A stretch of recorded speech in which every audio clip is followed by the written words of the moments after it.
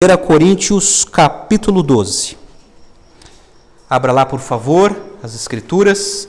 1 Coríntios capítulo 12. E hoje, pela graça de Deus, eu quero fazer uma exposição do verso 14 ao 20. Mantenha a sua Bíblia aberta. Não feche para nada, para nós entendermos a mensagem do texto sagrado. 1 Coríntios capítulo 12, verso 14 a 20. Amém? Acompanhe comigo a leitura da Escritura, verso 14. Vamos lá. Verso 14. Porque também o corpo não é um só membro, mas muitos. Se o pé disser, porque não sou mão, não sou do corpo, nem por isso deixa de ser do corpo. Se o ouvido disser, porque não sou olho, não sou do corpo, nem por isso deixa de ser do corpo. Se todo o corpo fosse olho, onde estaria o ouvido? Se todo ele fosse ouvido, onde estaria o olfato? Mas Deus dispôs os membros, colocando cada um deles no corpo, como Ele quis. Se todos, porém, fosse um só membro, onde estaria o corpo? O certo é que há muitos membros, mas um só corpo. Amém? Até aqui. Vamos orar mais uma vez? Pai Celestial, nós dependemos, ó Deus, da iluminação do Teu Espírito para entender esse texto sagrado. Então pedimos que o Senhor nos dê sabedoria e que nos ilumine para entender as sagradas Escrituras, ó Deus. E aplica, Pai, a Tua palavra aos nossos corações, nas nossas necessidades, abrindo os nossos olhos, abrindo os nossos corações para o plano que o Senhor tem a realizar em nossas vidas. Ó Deus, fala conosco através da exposição das Escrituras. Nós nos submetemos à Tua santa e nobre palavra. Oramos agradecidos pela oportunidade, em nome do Senhor Jesus. Amém. Amém. Amados irmãos, nessa noite, baseado nesse texto, eu quero falar sobre a diversidade do corpo. Todo primeiro domingo do mês, nós estamos meditando aqui em 1 Coríntios capítulo 12, pois nós queremos saber o que significa ser igreja. Então a nossa preocupação, todo primeiro domingo do mês, celebrando a ceia do Senhor, nós queremos meditar sobre igreja. O que significa ser igreja? O que significa participar de uma igreja? O que significa ser membro de uma igreja? E essa mensagem é tão urgente que tem muitos cristãos evangélicos que não sabem o que significa ser igreja, ser membro de uma igreja. Quais são os motivos que eu selecionei essa mensagem para estar pregando todo o primeiro domingo do mês? Porque nós somos uma igreja em formação. Lembre-se, nós somos uma congregação num processo de plantação e nós estamos em formação. Nós não somos ainda uma igreja organizada. Apesar de nós estarmos aqui domingo após domingo, nós não somos ainda uma igreja organizada, nós estamos ainda em formação. Se nós estamos em formação, precisamos entender o que significa ser igreja. O segundo motivo é que tem alguns irmãos entre nós aqui que estão se preparando para o batismo. E toda pessoa que está sendo preparada para se batizar precisa entender o que significa ser membro de uma igreja. O terceiro motivo, que algumas pessoas na nossa igreja serão recebidas por aclamação. O que é isso? Quando pessoas de outras igrejas evangélicas, isso é, legitimamente evangélicas, quando elas vêm de outras denominações, nós a recebemos por aclamação e elas se tornam membros da nossa igreja também. E o quarto motivo, para nós entendermos biblicamente o que significa ser membro de uma igreja local. Meus amados, nós precisamos entender biblicamente o que significa ser membro de uma igreja. E como eu vos falei, essa é uma mensagem tão urgente que muitas pessoas não sabem biblicamente o que significa ser membro de uma igreja local. Deixa eu recapitular alguns termos que eu trabalhei um mês retrasado sobre a palavra igreja. A palavra, esse conceito de igreja, ela vem lá do Antigo Testamento, numa palavra hebraica chamada kahal. Kahal traz a ideia de comunidade, traz a ideia de algo corporativo. Então, desde o Antigo Testamento, já se tinha essa ideia de não viver isolado. Desde o Antigo Testamento, já tinha essa ideia de viver em comunidade, de buscar a Deus, não só de maneira individual, mas também na sua coletividade. Então, essa palavra kahal, ela expressa essa espiritualidade comunitária e não solitária. Aí nós chegamos no Novo Testamento, Jesus, ele usa a palavra eclésia, lá em Mateus 16, quando ele diz assim: edificarei a minha eclésia, edificarei a minha igreja, e as portas do inferno não prevalecerão contra ela. Essa palavra eclésia é uma palavra que os gregos usavam. Eclésia significa também comunidade. O que é eclésia? Eclésia, na Grécia, era o seguinte: quando eles queriam discutir um assunto, eles convocavam toda a sociedade numa reunião, eles debatiam um assunto, deliberavam algumas decisões, equipavam aquelas pessoas e enviavam aquelas pessoas para a sociedade. Então Jesus, ele pega essa palavra eclésia do mundo grego, dizendo o seguinte: eu também tenho a minha eclésia. Eu também chamei os meus, agora eu estou treinando eles, eu estou equipando eles e depois eu vou os enviar para o mundo. Por isso, gente, que essa palavra eclésia, a gente não pode traduzi-la simplesmente sobre o seguinte termo: chamados para fora.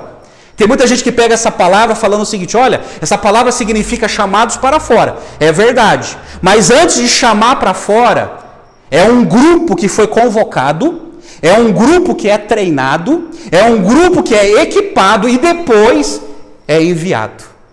Essa é a ideia da palavra eclésia. Então nós somos a eclésia de Jesus. Por exemplo, você está aqui aprendendo, sendo treinado, sendo equipado, para depois que terminar o culto, durante essa semana, você está sendo enviado para falar do amor de Jesus. Amém? Então não esqueça esses dois conceitos: kahal no Antigo Testamento e eclésia no Novo Testamento. Agora eu trouxe algumas definições para os irmãos sobre igreja. A diferença entre igreja universal e igreja local. Quando eu falo em igreja universal, não estou me referindo à igreja do bispo, tá bom? Não estou me referindo. O que é igreja universal?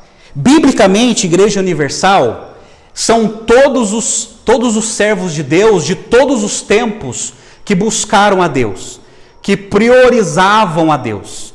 A igreja universal são todos os servos e servas de Deus em toda a história da humanidade que buscaram a Deus. Igreja universal também são todos os cristãos que estão espalhados no planeta Terra. No entanto, a igreja universal tem a ver com tempo e espaço. Com tempo, todos aqueles que buscaram a Deus, e com espaço, são todos os cristãos que nesse momento também estão buscando a Deus nesse planeta todo.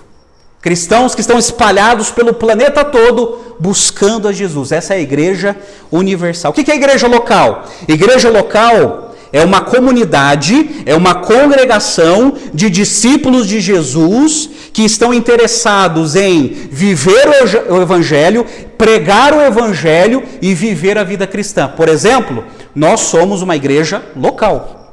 Nós somos uma igreja local, uma congregação de cristãos, priorizando o evangelho e vivendo a fé cristã. E dentro da igreja local, a igreja local está dentro da igreja universal, que é a igreja de Jesus espalhado no planeta todo. Amém? Dá para entender essa diferença entre universal e local? E hoje eu quero trazer mais duas definições: igreja invisível e igreja visível. Por exemplo, o Dr. Wayne Grudem, que é um professor, ele diz que igreja invisível é o seguinte: a igreja invisível é a igreja como Deus a vê. Igreja invisível é a igreja como Deus a vê. Deixa eu falar uma coisa para vocês. Pode existir várias denominações, pode existir várias religiões, mas Deus, ele tem uma maneira de ver a sua igreja. A sua igreja. Aí é lógico, eu não posso restringir a placa, eu não posso restringir a nação, mas quando Deus vê o seu povo escolhido, ele tem uma maneira toda especial de ver a sua igreja. A igreja invisível, que só ele vê. É por isso que o apóstolo Paulo escreveu em sua segunda carta a Timóteo, capítulo 2, verso 19, ele escreveu assim: o Senhor conhece os que lhe pertencem. Significa que nem todos que estão dentro de uma igreja pertencem a Deus. Mas Deus conhece a sua igreja, Ele sabe quem são os seus, Ele sabe realmente quem são as suas ovelhas. E tem a igreja visível. O que é a igreja visível? A igreja visível é a igreja como os cristãos a veem na terra. Igreja invisível como Deus a vê. Igreja visível como os cristãos a vê na terra. E aí, quando se trata de igreja visível, Jesus deixa muito claro nas parábolas que o trigo e o joio vivem junto. Jesus deixa muito claro nas parábolas que o bode e as ovelhas vivem juntos. Mas a questão é, como que a gente pode diferenciar? Qual é a capacidade que a gente pode ter de enxergar essa igreja visível, para pelo menos saber quem é de Deus e quem não é? Aí certa vez um pastor chamado Calvino, ele advertiu sobre tal perigo, afirmando que precisamos fazer um julgamento amoroso, segundo as Escrituras, pelo qual reconhecemos como membros da igreja todos que, ele escreve, pela confissão de fé, pelo exemplo de vida e pela participação no sacramento, se referindo à ceia e o batismo, professam o mesmo Deus e o mesmo Cristo conosco. O que Calvino está propondo? Está propondo o seguinte: você quer saber quem realmente pertence à igreja visível, à igreja de Cristo? Olha o que a pessoa crê. Se a pessoa crê de coração nas doutrinas básicas do cristianismo, você está diante de um cristão. Se a pessoa crê em heresia, você não está diante de um cristão. Se a pessoa crê em algo distorcido, que não tem nada a ver com as Escrituras, você não está diante de um cristão. É por isso, gente, que tem algumas religiões que a gente não coloca na categoria de cristianismo. E vocês conhecem alguns. Ele diz pelo exemplo de vida. Isso é, a igreja visível, ela tem a doutrina correta, o conteúdo bíblico correto, mas ela tem a conduta correta também diante do mundo. Isso é o exemplo de vida. E ele diz, a participação nos sacramentos, está se referindo à ceia e o batismo, isso é, os cristãos que participam da ceia e que professam o mesmo Deus e o mesmo Cristo. Então, diante dessas sinalizações, Calvino está dizendo o seguinte: olha, aqui está uma igreja visível, como os cristãos a vê. Quando os cristãos olham para esses valores, nós podemos julgar, baseado no amor, que essa igreja é uma igreja verdadeira. Uma coisa que o pastor Martin pregou aqui, gente, mês passado, falando sobre igreja, ele falou algo muito sério. Só existem duas igrejas nesse mundo: as igrejas fiéis e as igrejas infiéis. E essa pergunta me assustou, porque a gente tem que se examinar a si mesmo. Será que nós somos uma igreja fiel? Ou será que nós somos uma igreja infiel? Uma igreja infiel é uma igreja que não emprega as Escrituras com fidelidade, infiel. Uma igreja infiel é uma igreja que não vive na sua vida os princípios do Evangelho. E nós precisamos tomar muito cuidado com isso. Precisa tomar muito cuidado. Eu concordo com o pastor Leandro Borges Peixoto, pastor da Segunda Igreja Batista de Goiânia, lecionando a matéria eclesiologia. O que é eclesiologia? É doutrina da igreja, ou estudo sobre a igreja. Ele ensinando eclesiologia no Seminário Batista Goiano, ele fala sobre a igreja. Olha que lindo, eu concordo com ele. Quando que a igreja começou? Ele diz assim, em primeiro lugar, a igreja foi concedida na eternidade. Diz Efésios capítulo 1, que antes da fundação do mundo, Deus já nos escolheu. Já pensou nisso? Antes de Deus ter criado o cosmo, antes de Deus ter criado o universo, diz Efésios 1, Paulo escrevendo que Deus já tinha nos escolhido em Cristo Jesus. Então a igreja é concebida lá na eternidade. Em segundo lugar, a igreja é gestada no Antigo Testamento. É o conceito de carral, é o conceito de comunidade. Ninguém busca Deus sozinho. Em terceiro lugar, essa igreja entrou em trabalho de parto nos evangelhos. Jesus ensinando sobre os evangelhos. Olha, edificarei a minha igreja, eu tenho a minha eclésia, a minha igreja. Eu estou treinando os apóstolos para plantar a igreja. E quarto, a igreja, ela nasce, ela vem à luz no livro de Atos. Atos capítulo 2, quando o Espírito Santo é derramado. Os apóstolos começam a pregar no idioma daquele pessoal. Aquele pessoal se converte e naquele dia 3.000 pessoas se convertem. Então a igreja ela foi concedida na eternidade, gestada no Antigo Testamento, entrou em trabalho de parto nos evangelhos e vem à luz no livro de Atos. Essa é a igreja. Pois bem, quando a gente trata de igreja, quando a gente consulta o Catecismo Batista, que é a nossa programação de confissão de fé, a pergunta 105 diz assim: o que é a igreja visível? Resposta: a igreja visível é a sociedade organizada de crentes professos em todos os lugares onde o evangelho é verdadeiramente pregado e as ordenanças do batismo e da ceia do Senhor são corretamente administradas. Essa é a igreja visível. Pergunta 106. O que é a igreja invisível? Resposta: a igreja invisível é o número total dos eleitos que foram, são e serão reunidos sobre a liderança de Cristo, o cabeça. Então, o Catecismo Batista, gente, desde lá do século XVII, já ensinava para os primeiros crentes o que é a igreja visível e o que é a igreja invisível. Amém, gente? É por isso que a gente precisa entender sobre essas questões da igreja. Mas olha só, deixa eu compartilhar com você, antes de trabalhar o texto, uma breve introdução à carta aos Coríntios. Você sabe que 1 Coríntios, quem que escreveu? O apóstolo Paulo. Ele escreveu em cerca do ano 55 depois de Cristo. Ele escreveu lá de Éfeso, foi o lugar onde ele redigiu esse texto. Para quem que foi essa carta? Foi para os cristãos em Corinto. Corinto é uma cidade grega. Então Paulo escreveu essa carta em Éfeso e foi enviado para os cristãos em Corinto. Qual é o conteúdo dessa carta? Essa carta, gente, é uma carta de correção. Se você já teve a experiência de ler 1 Coríntios, se não teve, leia em casa essa semana. 1 Coríntios fala de correção, fala de aconselhamento. E quais são os problemas que estavam acontecendo? Quando você consulta a carta, no capítulo 1, verso de 1 a 17, Paulo ele recebe um relatório sobre divisões, estava tendo divisões dentro da igreja. Capítulo 1 até o capítulo 4 fala de os motivos das divisões. Capítulo 5, olha o problema que estava tendo naquela igreja: envolvimento sexual entre parentes. Tinha um enteado, gente, tendo uma relação sexual com a própria madrasta dentro da igreja. A igreja não fazia nada e Paulo orientou sobre como resolver esse problema. Capítulo 6, contenda entre membros da igreja, gente na igreja, um colocando o outro na justiça, e Paulo orientou sobre isso. Capítulo 6, o despudor e imoralidade sexual. Capítulo 7, orientações quanto ao casamento.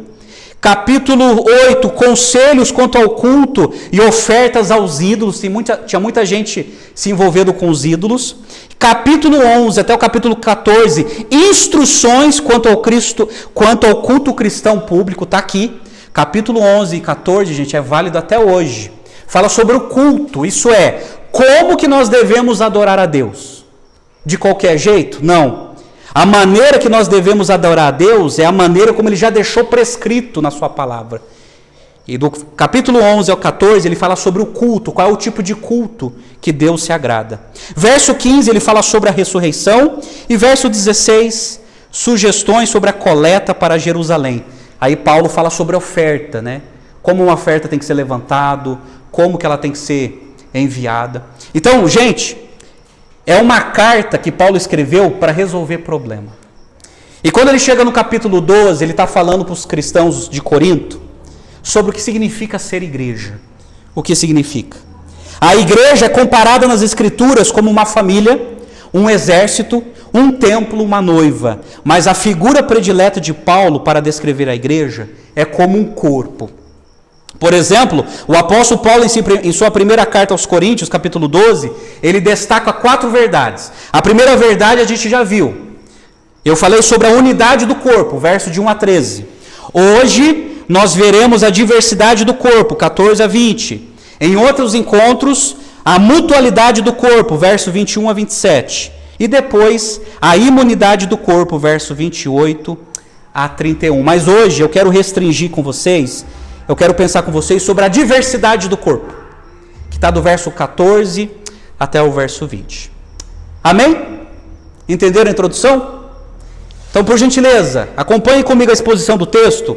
O verso 14 aí na sua Bíblia diz assim: porque também o corpo não é um só membro, mas muitos. Um corpo humano necessita de todos os seus membros para funcionar e para se sentir bem. Assim também ocorre no caso do corpo de Cristo. Igualmente, os membros são muitos, porque há muitas funções. Mas isto não perturba a unidade essencial e a comunhão do corpo, nem o seu alvo e propósito. Paulo está dizendo o seguinte: olha, esse corpo, ele tem muitos membros. Agora, lembre-se da unidade do corpo. Quem realmente faz parte do corpo de Cristo? Aqueles que conheceram a Cristo, que foram convertidos por Cristo. Aqueles que foram batizados pelo Espírito Santo, que receberam o Espírito Santo. Aqueles que foram libertados da idolatria. Aqueles que receberam dons espirituais para servir a igreja. Essa é a unidade da igreja. Mas daí Paulo está dizendo o seguinte: olha, mas nessa unidade existe também uma diversidade. Existe várias pessoas. Seria uma visão grotesca ver um corpo transformar-se em um único membro. Aí Paulo está dizendo o seguinte: a igreja não se centraliza em um membro. A igreja, ela se identifica com vários membros, mas não só com uma pessoa. A própria diversidade do corpo é tanto a sua beleza como o seu meio de sobrevivência, bem como o bem-estar dessa sobrevivência. Paulo está advogando o seguinte: olha, a igreja é um conjunto de membros, e a igreja só vai sobreviver se tiverem todos os membros. Caso contrário, vai ser um corpo mutilado. Então, existe uma unidade, mas dentro dessa unidade existe uma diversidade. Esse corpo precisa de todos os membros. Eu concordo com o comentarista, o Dr. William Barclay. Ele comentando sobre esse texto, ele escreveu assim, abre aspas: temos que nos dar conta de que necessitamos dos outros. Na igreja não pode haver tal coisa como isolamento. Acontece muito frequentemente que a pessoa na igreja se abstrai tanto no pequeno trabalho que realiza, tão convencida da suprema importância do trabalho ao qual se dedicou, que desdenha até critica outros que escolheram outro tipo de tarefa. Se quisermos que a igreja seja um corpo saudável, necessitamos do trabalho de cada um. É isso, gente, uma igreja saudável, uma igreja forte, quando existe essa cooperação, o trabalho de todos os membros, E baseado nisso, o apóstolo Paulo escreveu aí no verso 15 na sua Bíblia, diz assim: se o pé disser, por que não sou mão, não sou do corpo, nem por isso deixa de ser do corpo. Se o ouvido disser, por que não sou olho, não sou do corpo, nem por isso deixa de ser do corpo.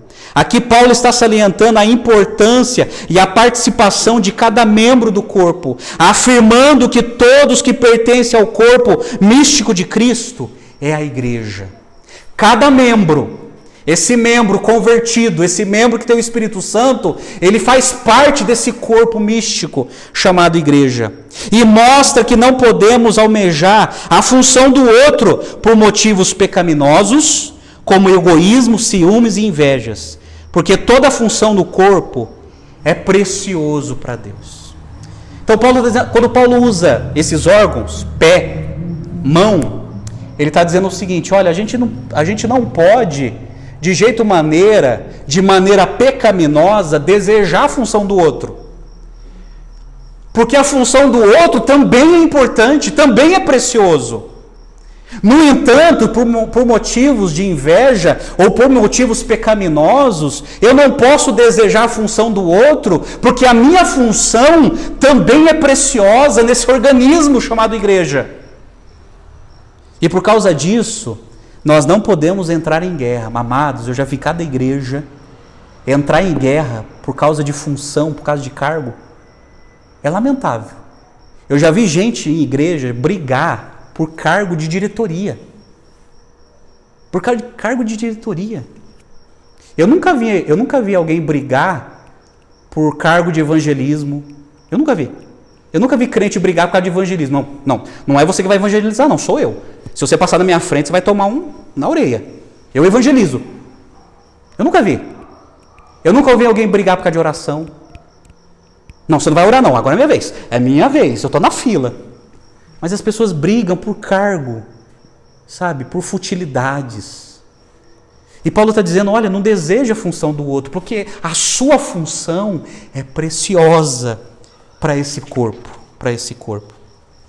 Como nos explica os comentaristas da Bíblia King James, eles fazem o seguinte comentário, olha que interessante, abre aspas. A igreja em Corinto apresentava muitas deformações doutrinárias. Uma delas era exigir que todas as pessoas tivessem o dom de línguas.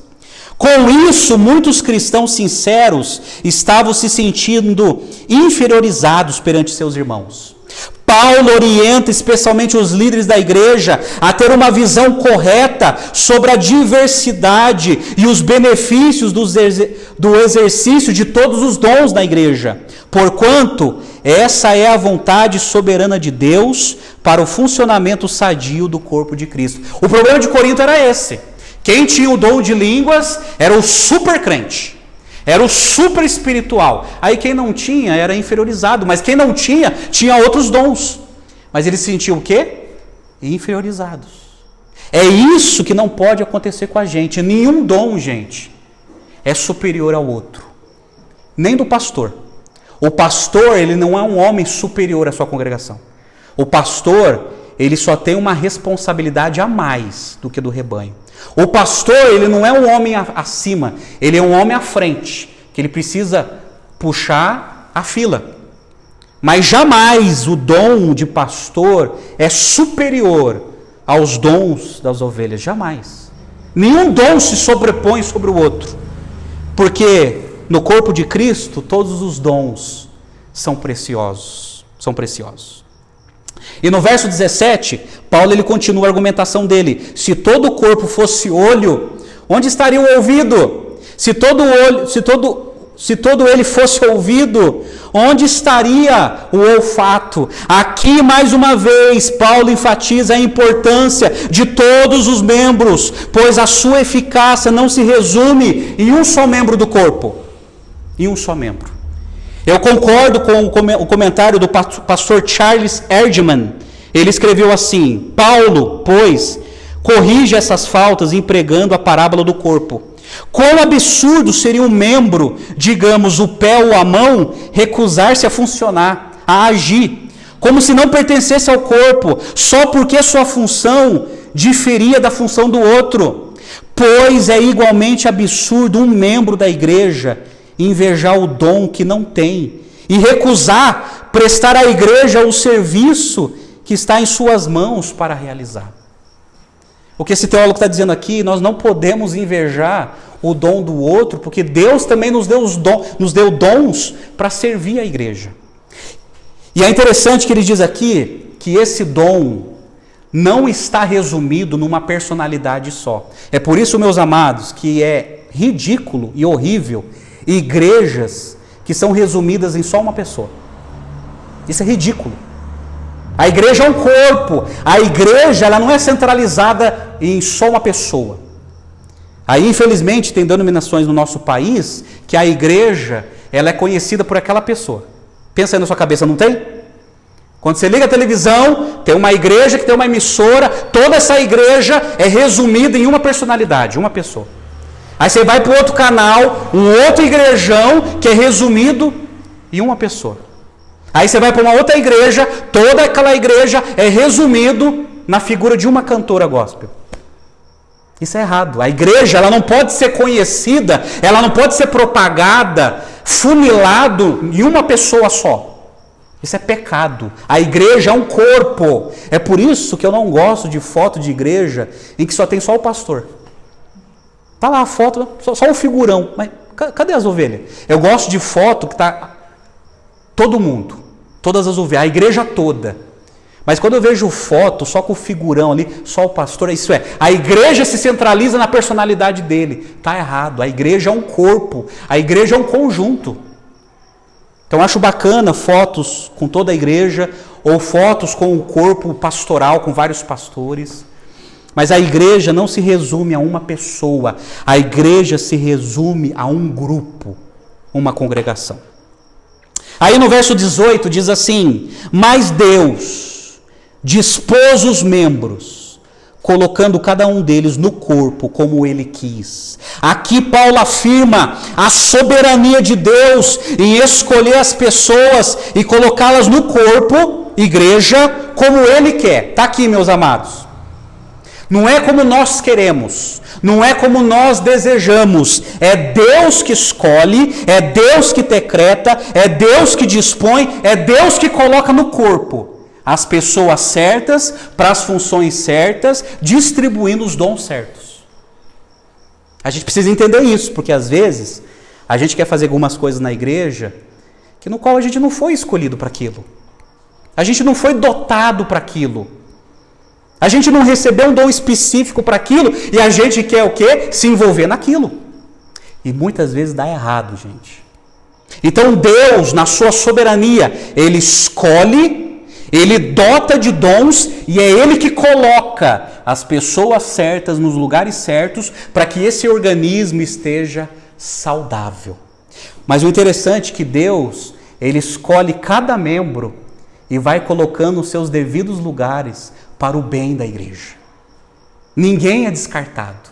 Aqueles que são seus são dotados de dons e Deus coloca cada um em suas funções. Eu concordo com o comentário do pastor John Stott, quando ele escreveu assim, olha que interessante. No Novo Testamento, o verbo grego para chamar ocorre 150 vezes. E na maioria dos casos é Deus chamando os seres humanos. No Antigo Testamento, Deus chamou Moisés, Samuel e os profetas. No Novo Testamento, Jesus chamou os 12 e depois chamou Saulo de Tarso. Nos dias atuais, embora não sejamos nem profetas e nem apóstolos, Ele ainda nos chama para o seu serviço. Ainda hoje, Deus está chamando pessoas para o seu serviço. Ainda hoje, Deus está escolhendo pessoas e colocando pessoas dentro da sua igreja para servir a igreja e para servi-lo. Ainda hoje. Assim como Deus fez com os heróis da fé, Deus está fazendo conosco também. É maravilhoso que Deus se importe conosco o suficiente para nos chamar de maneira pessoal e individualmente. Por conseguinte, Deus é aquele que chama você e nós chamados de acordo com o seu propósito. Isso é, quando Deus tem um propósito na nossa vida, Ele nos chama e Ele que nos coloca no lugar que Ele quer. Aí o verso 19 diz assim: se todos, porém, fossem um só membro, onde estaria o corpo? O certo que há muitos membros, mas um só corpo. Verso 19 e 20. Aqui Paulo está destacando que não pode haver na vida do cristão nenhum tipo de isolacionismo, individualismo, egoísmo e consumismo. E depois eu falo para vocês sobre isso, que tem sido uma praga nas nossas igrejas nos dias de hoje. Mas no verso 20 ele diz assim: o certo é que há muitos membros, mas um só corpo. Paulo chega novamente a essa conclusão, a qual já havia sido expressa antes. Durante todo o texto, a redução do absurdo, isso é, a igreja não se reduz a uma pessoa, mas em muitas. Ele demonstrara que um corpo, pela própria definição, se compõe de muitos membros, todos em comparação, com base em várias considerações absurdas que ele usa. E chegamos de volta à definição essencial de um corpo com uma diversidade que forma uma unidade. A igreja é um corpo de pessoas interdependentes. Guarde isso, gente. A igreja é um corpo de pessoas interdependentes. Eu preciso de você e você precisa de mim. É por isso que eu afirmo nesse púlpito, já falei e repito, é impossível seguir a Jesus sem participar da igreja. É impossível seguir a Jesus sem ser igreja. É impossível. Desde o Antigo Testamento, Deus nos chamou por uma espiritualidade comunitária e não solitária. Deus sempre nos chamou para estar juntos com outras pessoas. Deus não nos chamou para uma espiritualidade solitária, mas comunitária. Por quê? Porque nós somos membros de um quê? De um corpo. De um corpo. E Paulo deixa muito bem isso. Mais uma vez eu cito John Stott, falando sobre a igreja, a diversidade da igreja. Olha só o que ele escreveu. A igreja é como uma comunidade multirracial e multicultural. É semelhante a uma bela tapeçaria. Seus membros são provenientes de um amplo espectro de coloridas origens. Nenhuma outra comunidade humana se assemelha como ela. Sua diversidade e harmonia são únicas. Essa é a nova sociedade de Deus. E essa comunhão multicolorida da igreja é uma reflexão da multicolorida e multiesplendorosa sabedoria de Deus. Isso é, Deus chamando várias pessoas de várias raças, de vários lugares e fazendo dessas pessoas o seu corpo. O seu corpo aqui na terra. Pessoas diferentes, diferentes temperamentos, diferentes personalidades, mas que fazem parte do mesmo organismo. Paulo, entendendo isso em Gálatas capítulo 3, verso 26, ele escreveu assim: pois todos vocês são filhos de Deus, mediante a fé em Cristo Jesus. Porque todos vocês que foram batizados em Cristo, de Cristo se revestiram. Assim sendo, não pode haver nem judeu, nem grego, nem escravo, nem liberto, nem homem, nem mulher, porque todos vocês são um em Cristo Jesus. E se vocês são de Cristo, são também descendentes de Abraão e herdeiros segundo a promessa. O apóstolo Pedro, preocupado com isso também, sobre o funcionamento da igreja, em sua primeira carta, capítulo 4, a partir do verso 7, ele escreveu assim, olha só: o fim de todas as coisas já está próximo, portanto, sejam criteriosos e sóbrios para poderem orar.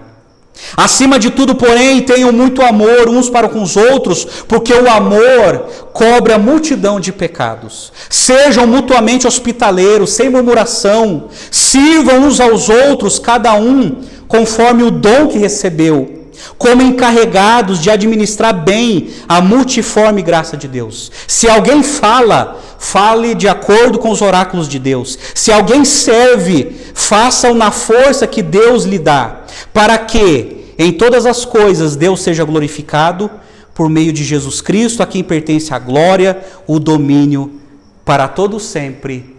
Amém. Amém, gente?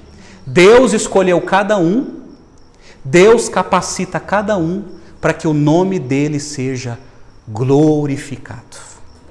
Amém? Pois bem, essa foi a exposição do texto. Eu quero fazer uma aplicação do texto. Tá bom, pastor? O que esse texto que Paulo escreveu para os Coríntios tem a ver com a gente? A nossa igreja local, a igreja do século 21, a igreja pós-moderna. O que esses princípios, o que esses valores tem a ver conosco aqui? Eu quero destacar 3 lições. 3 lições para nós como igreja. Primeira lição: o corpo precisa ter uma grande diversidade de membros. Por isso que no verso 14 diz assim: porque também o corpo não é um só membro, não é uma só personalidade, mas muitos. Isso é, o corpo precisa ter uma grande diversidade de membros. A igreja precisa ter vários membros. Por exemplo, os olhos são membros bonitos, não é mesmo? Principalmente quem tem olho claro, aí, olho azul, olho verde, os catarinenses que têm mais essas especialidades, né? Os olhos são membros bonitos e destacados no corpo. Mas como nós poderíamos viver se nós fôssemos somente um olho azul de 90 quilos? Aí 90 quilos é o meu peso, tá, gente, que eu coloquei aqui. Eu sei que você tem menos, tá? Já pensou se o nosso corpo fosse um olho gigante? Um olho azul, bonito? Mas já pensou se o nosso corpo fosse só um olho? Que monstro que seria? Assim é a igreja precisa de vários membros, a igreja não se resume a uma só pessoa, porque a igreja que é centralizada em só uma pessoa, essa pessoa se torna um monstro. E é o que parece mesmo, é o que eu tenho visto nessa nação. Quando a igreja ela é centralizada em uma personalidade, essa igreja vira um monstro e a pessoa um déspota.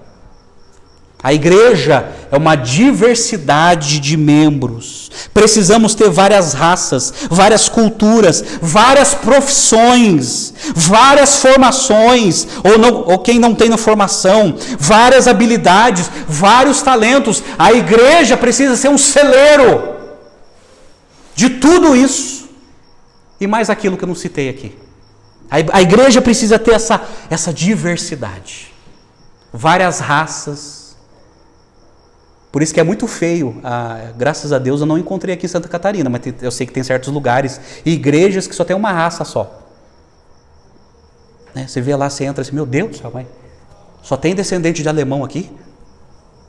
Mas, calma aí, não tem uma corzinha diferente? Não, só tem alemão aqui. Mas, sabe, não, tem que misturar isso. Cadê os negros? Cadê os mulatos? Vamos misturar.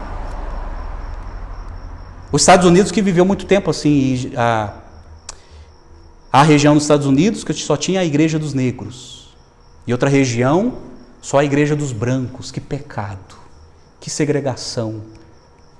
Isso não, a igreja é um conjunto de membros multicolorido, com várias formações, várias habilidades. Isso é igreja. Só que a igreja, ela é diversa, ela tem uma diversidade, mas ela tem um compromisso. Por exemplo, 1 Coríntios capítulo 1, verso 10, o apóstolo Paulo escreveu assim: irmãos, pelo nome de nosso Senhor Jesus Cristo, peço-lhe que todos estejam de acordo naquilo que falam, e que não haja divisões entre vocês, pelo contrário, que vocês sejam unidos no mesmo modo de pensar e no mesmo propósito. Isso é, a igreja é uma diversidade, mas ela tem uma unidade no pensamento e no propósito.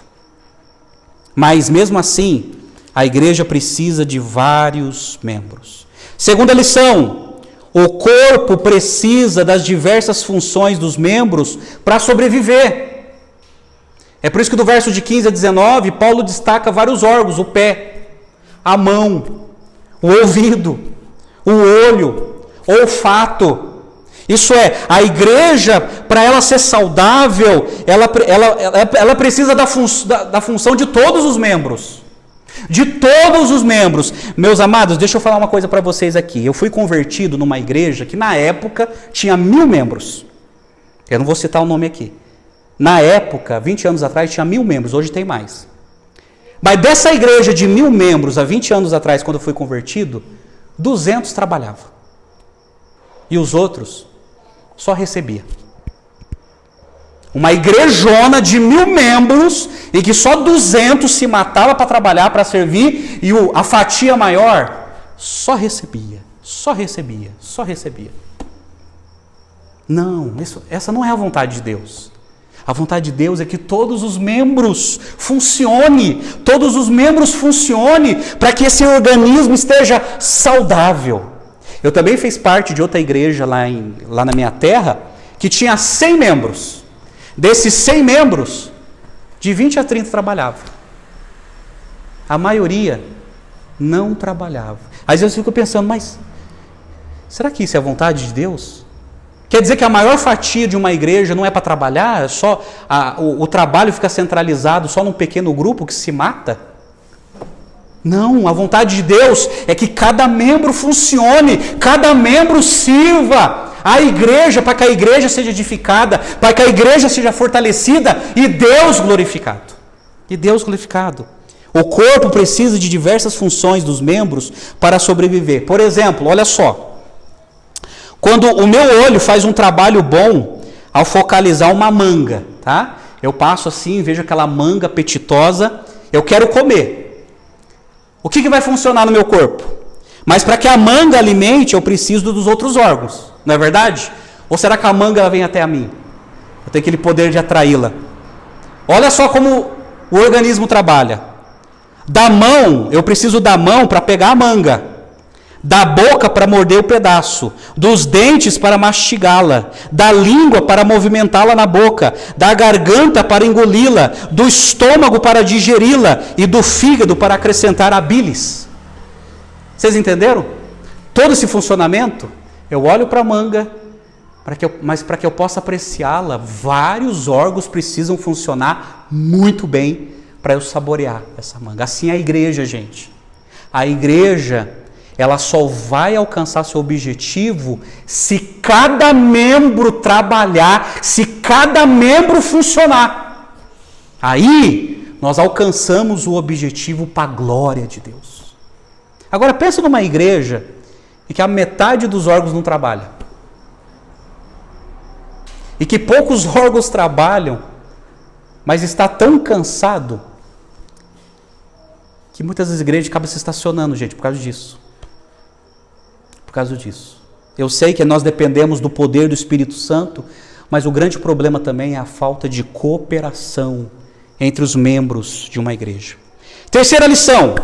Nenhum membro do corpo pode desempenhar as funções sem os outros membros. Olha o verso 20, Paulo falou assim: é certo que há muitos membros, mas um só corpo. Isso é, nenhum membro do corpo pode desempenhar as funções sem os outros membros. Nós precisamos uns dos outros. A igreja vai ser saudável quando todos os membros servirem. A igreja, ela não pode estar centralizada só no trabalho do pastor. Isso aqui é um dos grandes erros, gente. Você sabe qual os grandes erros da igreja evangélica hoje? É o seguinte: pastor, isso aqui é um erro. Pastor, eu estou convidando um amigo lá do meu trabalho, tá? Eu estou convidando para ele ir para a igreja. Legal, você tem que fazer isso mesmo, toda semana. Eu vou convidar um amigo, ele vai para a igreja. E que o Senhor pregue aquela mensagem evangelística para ele entregar a vida dele a Jesus. Ok, eu vou fazer isso, mas e você? E você? Por que você mesmo não evangeliza o seu amigo? Por que você mesmo não evangeliza a sua família? Porque você depende de mim para fazer um trabalho que também é seu. Mas as pessoas têm essa mentalidade, gente. Essa mentalidade, não, pastor, eu vou levar, mas é o Senhor que vai evangelizar. Pastor, eu vou levar, mas o Senhor que vai discipular. Quem disse que esse trabalho é só meu? A minha função aqui também é evangelizar, também é discipular, mas a minha função aqui é te treinar para você fazer com a sua família, para você fazer com seus filhos. Então o trabalho eclesiástico não pode ficar restrito, gente, só com o pastor. Ah não, o pastor está aí, é a função dele, ele que se mate, ele que vá atrás das pessoas. Tudo bem, eu irei e estou fazendo, mas e você?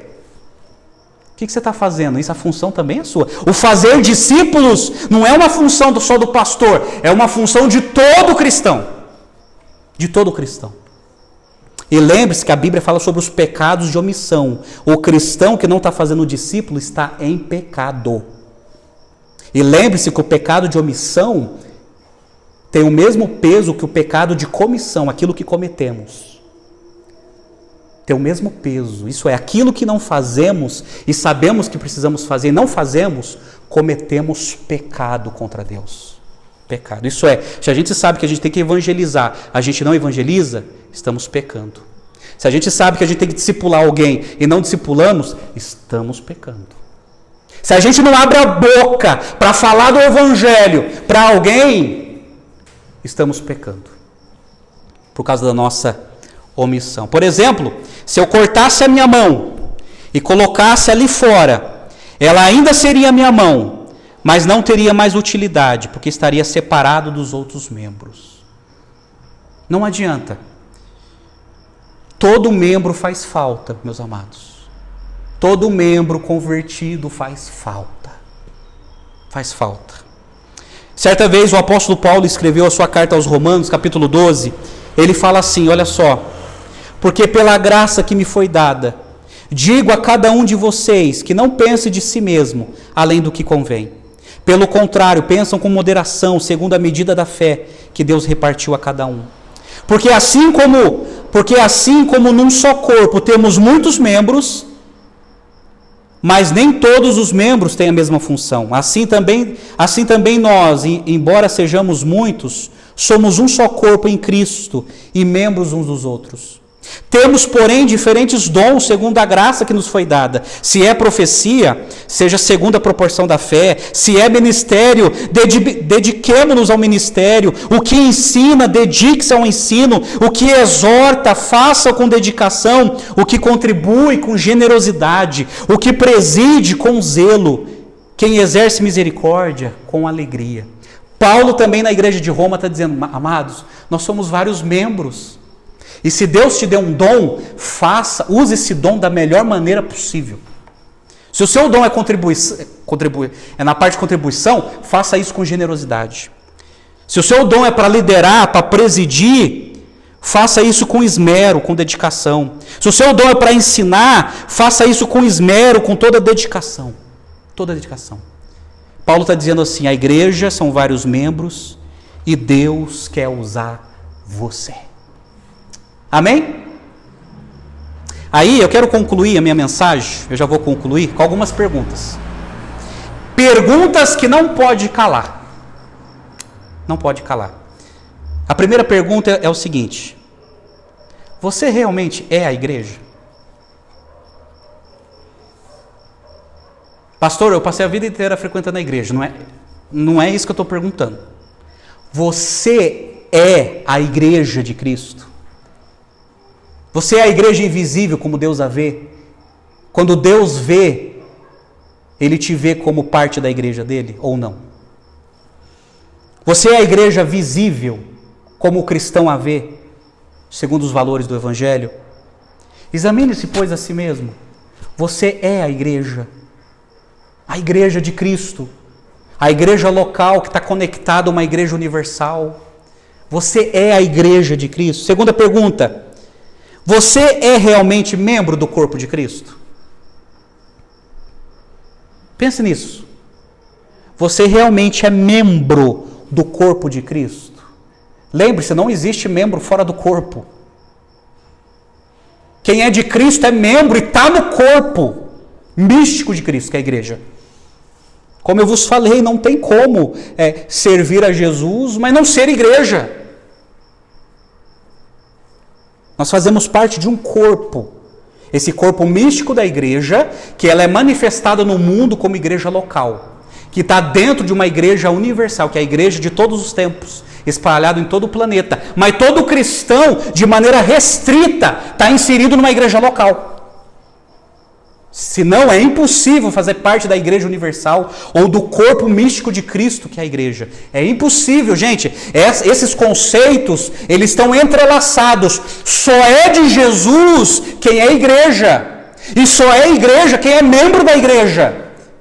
É por isso que não existe um fenômeno que está crescendo no Brasil, gente, os desigrejados. Qual é o conceito dos desigrejados? Olha, tem como seguir a Jesus, mas não ser igreja. Mentira. Deus nos chamou para uma comunidade. É impossível servir a Jesus sozinho, porque a gente precisa de correção, a gente precisa de conselho, a gente precisa de aconselhamento. E como é que a pessoa vai receber se vive sozinha? É impossível, gente. Terceira pergunta. Pelo amor de Deus, pensa isso com carinho. Você pode esquecer tudo que eu falei hoje, mas guarde pelo menos essa pergunta. Como você tem servido a sua igreja? Como você tem servido a sua igreja local? Eu vou restringir aqui. Igreja local. Como você tem servido a sua igreja local? Pense nisso. Não caia nos pecados que eu vi nas igrejas que eu participei no meu passado. Igrejas de 1000 membros, só 200 trabalhava. Igreja de 100 membros, só 20 trabalhava. E o restante? Eu pergunto, você faz parte desse restante também? Que não serve? Não serve. Só vê os outros servindo, mas e você? Como que você serve a sua igreja?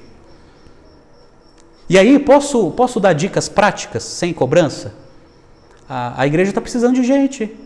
O irmão Rubens está precisando de gente para trabalhar todo sábado aí. Estão precisando de gente na igreja para limpar a igreja. Coisas básicas. Básicas. Mas a pergunta é, como você tem servido a sua igreja? A sua igreja. A gente está precisando de professoras para dar aula para as crianças, que está centralizado só na minha esposa. Não é que ela está reclamando, ela ama fazer isso. Mas a gente precisa treinar outras mulheres para fazer isso. Está precisando de professoras. Entendeu? Daqui para frente, a gente vai chamar alguns irmãos para se tornarem diáconos. A gente vai dar um curso de diaconia. Precisamos de homens líderes para servir na igreja, que seja exemplo para a igreja. Isso é a liderança masculina, que hoje está em extinção. Precisamos de homens de Deus servindo na igreja e mostrando para as mulheres e para os filhos o que significa servir a Deus e a igreja. Porque está em extinção. Como você tem servido a sua igreja? Agora deixa eu falar uma coisa para você. Cuidado com essas 4 palavras aqui. Essas são as 4 pragas da igreja de hoje. 4. Cuidado com isolacionismo. O que é isso? Crente isolado. Crente isolado. Não, pastor. Isolado. Não, pastor. É igual os desigrejados. Não, eu quero seguir a Jesus, mas eu não quero fazer parte da igreja, pastor. Eu amo a Jesus, mas eu não amo a noiva de Jesus, que é a igreja. Eu quero o noivo, mas não quero a noiva. Impossível. Gente que quer viver isolado. Eu sei que muitos vivem isolado. Muitos querem viver isolado porque, infelizmente, frequentaram falsas igrejas. E foram machucadas. Foram enganadas. E eu entendo a ferida de muita gente. Eu encontro semana após semana pessoas assim. Gente que foi extremamente machucadas por falsas igrejas. Mas eu tenho mostrado a cura, calma aí. Eu vou te apresentar a igreja, como a Bíblia ensina. Não se isole, porque não é a vontade de Deus. Segunda praga, individualismo. Individualismo não tem nada a ver com individualidade, como o pastor Martin nos ensinou. Cada um tem a sua individualidade, mas a gente não pode cair no individualismo. O que é individualismo? É quando a pessoa não quer se envolver com nada. Pastor, a vida é minha, sabe? Eu não tenho tempo, eu trabalho demais, eu estudo demais, sabe? Eu não tenho tempo, sabe? Esse negócio de ir na igreja todo domingo, não é para mim, eu não tenho tempo, pastor. Sabe, eu não tenho tempo de servir a igreja, bem que eu gostaria, mas, sabe, as coisas que eu tenho para fazer me sufoca tanto, que eu não tenho tempo. Individualismo, cada um está com o seu individualismo, cada um com os seus problemas, cada um com os seus afazeres. Individualismo, tem muita gente que vive isso hoje em dia. Consumismo, gente, isso aqui é o pior de todos. Consumismo. A gente está vivendo um momento da história do cristianismo em que as pessoas são consumistas. As pessoas não querem servir, as pessoas querem ser servidas. As pessoas não querem servir, as pessoas querem consumir alguma coisa. Então eu vou para tal igreja porque lá eu vou consumir tal igreja. Eu vou consumir tal coisa. Eu vou para outra igreja porque lá eu vou consumir tal. Eu vou para aquela igreja porque aquela igreja tem um louvorzão. Então eu vou consumir. Eu não sou membro daquela igreja, mas lá tem um louvorzão muito bom. Então eu vou consumir aquilo. Aquela outra igreja tem um pregador fenomenal. Fenomenal, ele é coach. Então eu vou lá. Eu não sou membro daquela igreja, mas eu gosto de ouvir aquela pregação. Então eu vou consumir aquela pregação. Não, eu vou naquela outra igreja porque aquela outra igreja tem um acampamento, sabe? Eles têm assim uma piscina. Eu não sou membro daquela igreja, mas eu gosto de ir lá para consumir isso, consumismo. As pessoas não são membros, mas querem consumir as coisas boas que tem nas igrejas, mas não é membro, não é compromissado com aquela igreja, mas quer consumir aquela igreja. Isso é pecado, gente. Isso é pecado. Não, eu vou para tal igreja porque lá tem o culto de libertação. Eu não sou membro, mas eu vou consumir, eu preciso consumir esse produto. Não, porque lá tem o culto da vitória. Eu não sou membro daquela igreja, mas eu vou consumir aquilo. Consumismo. E está cheio de crente consumista, gente, no Brasil e no mundo. Pessoas que não se comprometem como membro do corpo para servir o corpo, mas quer consumir. É aquele velho ditado. Venha a mim e o vosso reino nada. Venha a mim e o vosso reino nada. Venha a mim e o vosso reino nada. As pessoas só querem receber a bênção. Não, eu vou para a igreja para receber a minha bênção. Tá, tudo bem. Você pode até receber a sua bênção, mas o que você tem feito para o Deus da bênção? O que você tem feito para a igreja que pertence ao Deus da bênção? As pessoas não têm feito nada. Não estou falando isso com uma questão de troca, que Deus só abençoa quem serve. Não é isso. É que para nós é um privilégio servir a igreja do Deus vivo. Amém? E a quarta praga, gente, egoísmo. Egoísmo. Muitas pessoas não se tornam membros de uma igreja local por causa de egoísmo. Pastor, eu quero ficar na minha, pastor, eu não quero que ninguém se envolva na minha vida. Então eu prefiro ficar na minha, eu não quero que ninguém se envolva na minha vida. Inclusive, eu coloco até limitações para o senhor como pastor. Eu quero ir na igreja, mas eu não quero que ninguém se envolva na minha vida. E eu também não quero se envolver na vida de ninguém. Eu não quero ajudar ninguém nos seus problemas, cada um no seu quadrado, cada um com o seu problema, tá? Cada um que se resolva os seus problemas. Eu não quero que ninguém se envolva nos meus dilemas, assim como eu também não vou envolver na vida de ninguém para ajudar ninguém. Tá bom? Não quero ajudar ninguém, não quero ser ajudado, então me deixa na minha, eu com Deus e tal, pensando que isso é bom para Deus. E não é. Isso chama-se egoísmo. As pessoas são tão egoístas que as pessoas não entenderam o que é igreja. Aqui está o problema, as pessoas não entenderam o que é igreja. Igreja, sim, é uma família, é se envolver, sim. Envolver no sentido, não no sentido de destruir, mas no sentido de ajudar. É no sentido de ajudar. A igreja, ela existe para isso. A igreja é um organismo vivo usado por Deus para nos ajudar no nosso crescimento espiritual. É por isso que é impossível seguir a Jesus sem igreja. Eu preciso ser corrigido, vocês precisam ser corrigidos. Eu preciso ser aconselhado, vocês precisam de aconselhamento. Eu preciso de instrução, vocês precisam de instrução. A gente está aqui para se cuidar, para um se cuidar do outro. E quem não entende o que é a igreja, não entendeu o evangelho, gente. Não entendeu o evangelho. A coisa é mais séria. Quem não entendeu o que significa ser igreja, membro da igreja, não entendeu o evangelho de Jesus. Porque Jesus não viveu sozinho. Ele chamou 12 para estar junto com ele, para viver junto com ele. E ele ensinou aqueles 12. Ele sofreu com aqueles 12. Ele se alegou com aqueles 12. Ele se entristeceu com aquele 12. Ele treinou 12. Ele não ficou sozinho. E depois ele enviou os 12. Vá, anuncie o evangelho a todas as nações. Continue multiplicando pessoas. Multiplicar para estar sozinho? É lógico que não. Multiplicar para estar junto como igreja. A igreja, gente, faz parte do plano de Deus para as nossas vidas. E se nós não temos a disposição de vivermos juntos, como será no céu que a gente vai viver junto? Se a gente nem aprendeu a viver aqui. E aí, explica para mim.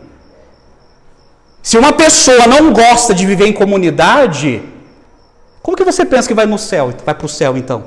Sendo que os remidos estão todos lá, juntos. A gente está aprendendo aqui para desfrutar lá na eternidade. Aqui é só o ensaio, aqui é só o treinamento daquilo que a gente vai desfrutar na eternidade. Estaremos juntos para sempre, diante do grande eu sou, do grande Deus Todo-Poderoso. Então não adianta viver isolado, não adianta viver no individualismo, não adianta, porque essa não faz parte da vontade de Deus. Amém, meus amados? Essa é a diversidade do corpo. Hoje, Deus está nos chamando mais uma vez para fazer parte do corpo de Cristo nessa terra, que é a igreja. Amém? Vamos orar? Pai Celestial, obrigado, Pai, pela Tua palavra. Faça-nos entender isso, Senhor.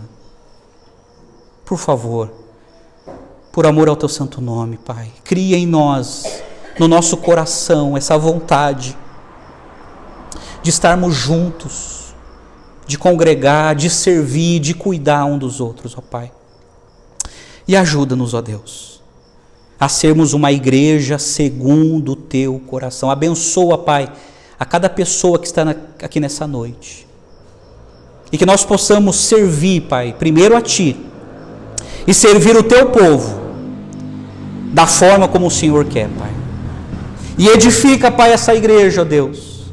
Ajuda-nos a viver os Teus propósitos, e derrama sobre nós as Tuas promessas, segundo as Escrituras. Nós oramos, ó Pai, e dependemos de Ti. Em nome do Senhor Jesus. Amém e amém. Eu quero convidar